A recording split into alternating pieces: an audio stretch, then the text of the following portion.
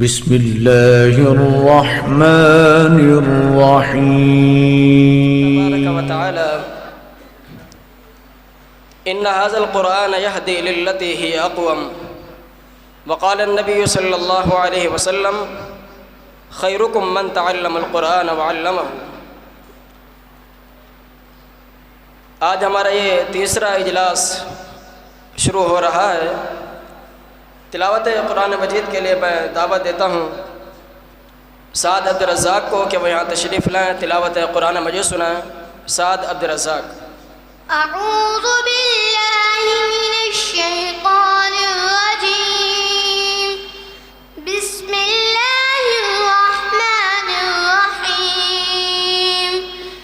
इल्ला मन ताब व आमन व अमिल सालिहन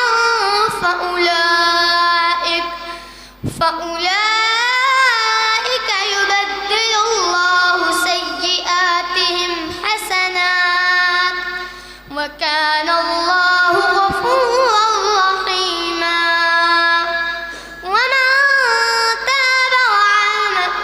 ومن تاب وعمل صالحا فإنه يتوب إلى الله متابا والذين لا يشهدون الزور وإذا مروا باللغو مروا كراما والذين إذا ذكروا بآيات ربهم لم